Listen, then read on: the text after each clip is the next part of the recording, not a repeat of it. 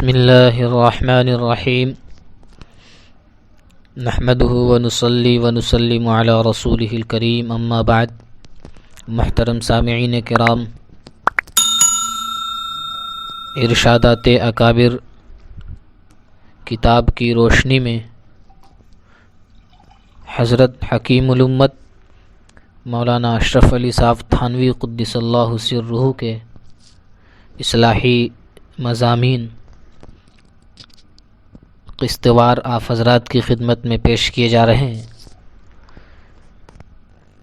حضرت تھانوی رحمۃ اللہ علیہ اور نظام الاوقات۔ حضرت تھانوی رحمۃ اللہ علیہ کے یہاں صبح سے لے کر شام تک پورا نظام الاوقات مقرر تھا، یہاں تک کہ آپ کا یہ معمول تھا کہ عصر کی نماز کے بعد اپنی ازواج کے پاس تشریف لے جاتے تھے۔ آپ کی 2 بیویاں تھیں، دونوں کے پاس عصر کے بعد عدل و انصاف کے ساتھ ان کی خیر و خبر لینے کے لیے اور ان سے بات چیت کے لیے جایا کرتے تھے۔ اور یہ بھی در حقیقت نبی کریم صلی اللہ تعالی علیہ وسلم کی سنت تھی۔ حدیث شریف میں آتا ہے کہ نبی کریم صلی اللہ تعالی علیہ وسلم عصر کی نماز پڑھنے کے بعد ایک ایک کر کے تمام ازواج مطہرات کے پاس ان کی خبر گیری کے لیے تشریف لے جاتے تھے، اور یہ آپ کا روزانہ کا معمول تھا۔ اب دیکھیے کہ دنیا کے سارے کام بھی ہو رہے ہیں، جہاد بھی ہو رہے ہیں، تعلیم بھی ہو رہی ہے، تدریس بھی ہو رہی ہے، دین کے سارے کام بھی ہو رہے ہیں، اور ساتھ میں ازواج مطہرات کے پاس جا کر ان کی دلجوئی بھی ہو رہی ہے۔ اور حضرت تھانوی رحمۃ اللہ علیہ نے اپنی زندگی کو نبی کریم صلی اللہ تعالی علیہ وسلم کی سنت پر ڈھالا ہوا تھا، اور اسی اتباع میں آپ بھی عصر کے بعد اپنی دونوں بیویوں کے پاس جایا کرتے تھے، لیکن وقت مقرر تھا۔ مثلا 15 منٹ ایک بیوی کے پاس بیٹھیں گے، چنانچہ آپ کا معمول تھا کہ گھڑی دیکھ کر داخل ہوتے اور گھڑی دیکھ کر باہر نکل آتے۔ یہ نہیں ہو سکتا تھا کہ 15 منٹ کے بجائے 16 منٹ ہو جائیں یا 14 منٹ ہو جائیں، بلکہ انصاف کے تقاضے کے مطابق پورے 15 منٹ تک دونوں کے پاس تشریف رکھتے، تول کر ایک ایک منٹ کا حساب رکھ کر خرچ کیا جا رہا ہے۔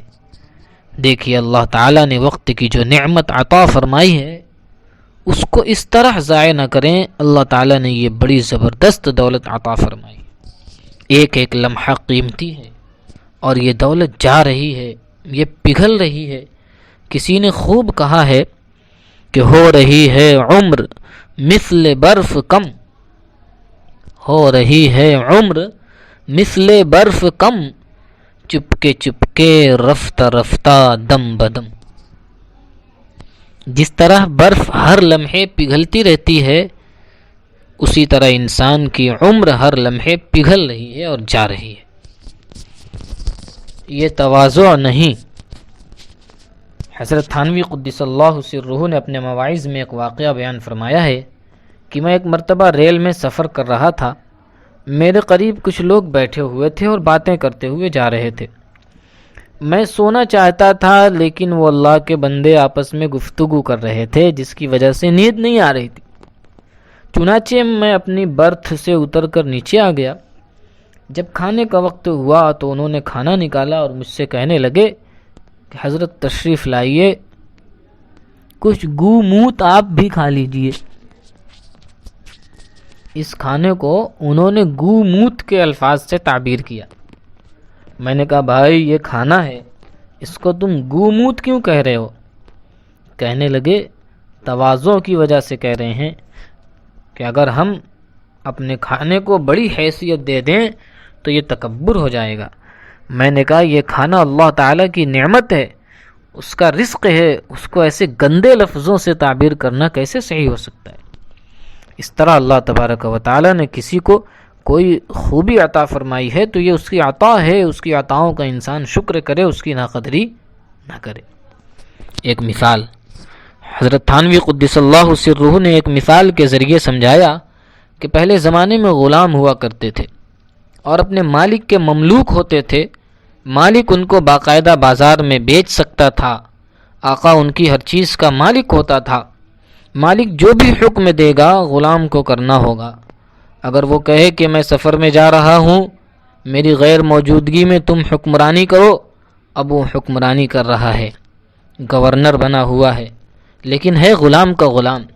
لہذا اس غلام کے دماغ میں یہ بات آ ہی نہیں سکتی کہ یہ جو اقتدار میرے پاس آیا ہے یہ میری قوت بازو یا میری صلاحیت کا نتیجہ ہے، کچھ بھی نہیں۔ اس کو یہ خیال رہتا ہے کہ جب آقا آ جائے گا تو کہہ دے گا کہ ہٹو، اب بیت الخلاء صاف کرو، تب وہ سارا تخت اور ساری حکمرانی دھری کی دھری رہ جائے گی۔